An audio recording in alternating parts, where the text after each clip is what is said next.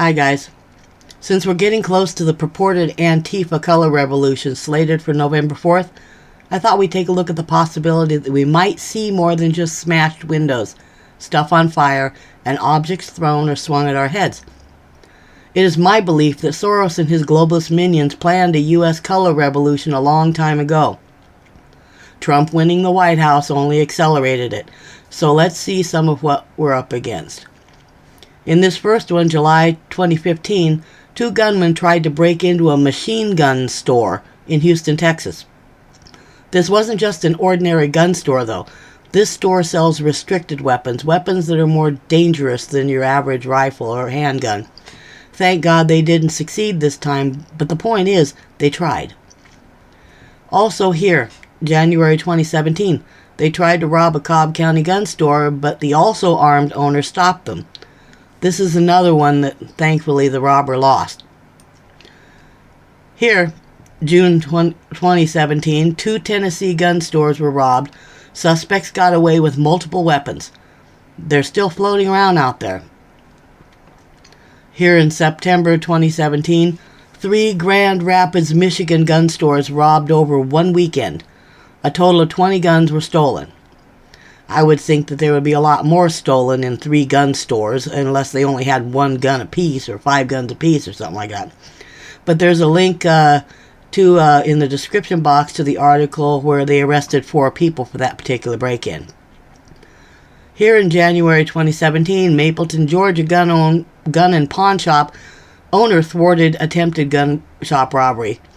Another case where a good guy with a gun stopped a bad guy with a gun.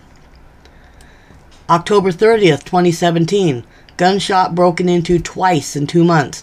Suspects got away with multiple weapons.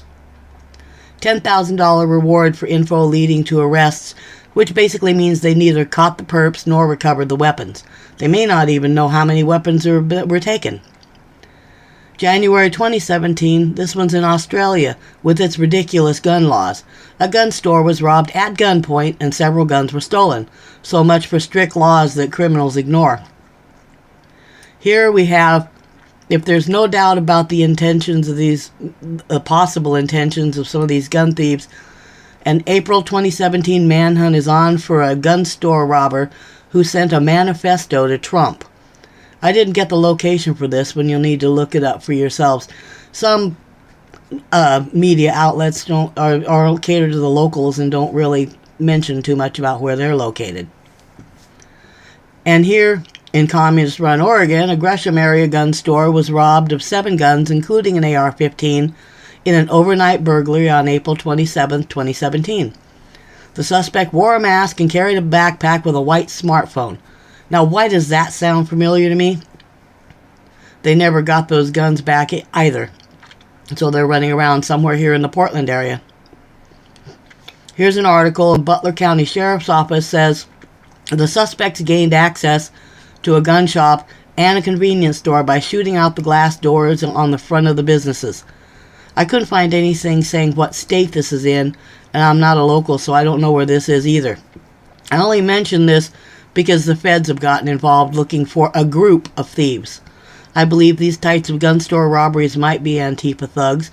Group thefts are making the news more often, quite recently. June 2017, several guns taken in a Madison, Tennessee gun store break-in. No word about arrests or recovery of weapons. Here's one from the Department of Justice in Georgia, August 31st, 2017. Ringleader of crew that broke into gun stores and stole 340 guns, sentenced to 10 years in prison.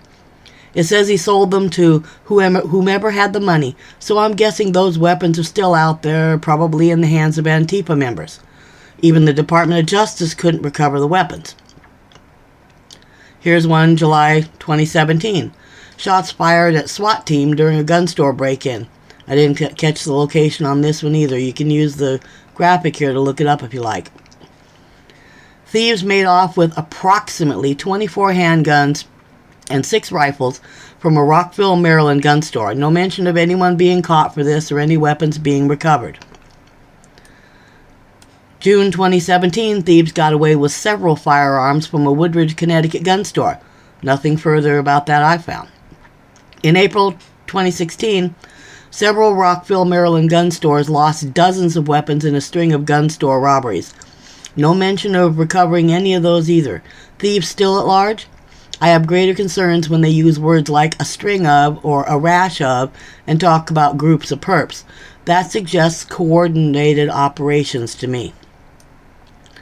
June 2017, there was a shootout in a Victorville, California gun shop where a clerk defended the store against two armed men.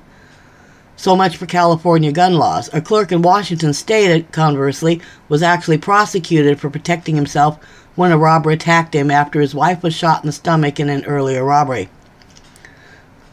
In March 2016, a Houston gun store was pretty much cleaned out as 10 suspects used a truck to ram a plate glass window and a chain to pull out the security bars. The article says they ransacked the store. This was absolutely a planned and coordinated attack. Suspects wore hoodies and masks. Go figure. They and the weapons are apparently still at large.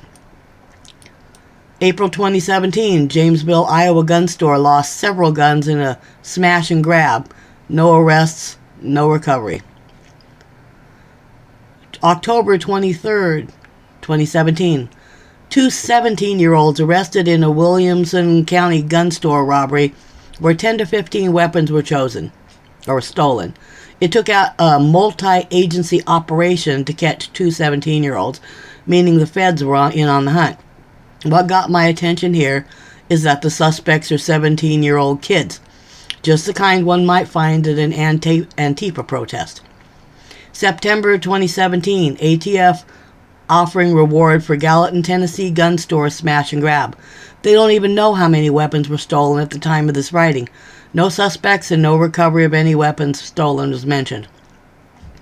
May 2016, hundreds of guns stolen from another California gun store. Again, California, where only the criminals should have guns.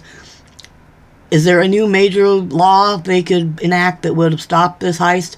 I shudder to think of what they could come up with. Brentwood, Tennessee.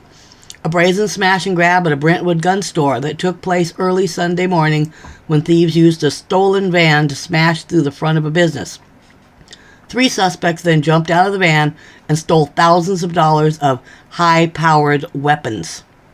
That's a red flag for me too, high-powered weapons.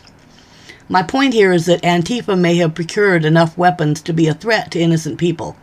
Those of us with military experience and good situational awareness may be okay, but the average citizen is not prepared for some little Antifa thug to shoot them from a window, from across the street, or even during a street confrontation. Again, I contend that Soros groups have been planning this for a while and probably stockpiling weapons for it, which might be what some of these smash and grabs and larger heists were about. These articles seem to me to support that theory. Patriots, keep your heads on a swivel and watch your six. Innocent people need you to be ready, because they will probably be in the most danger, in the line of fire, along with police eating their lunch or sitting in their car doing paperwork. Remember that we're dealing with a bunch of aggressive, brainwashed little cowards. Expect the unexpected. Have a nice day.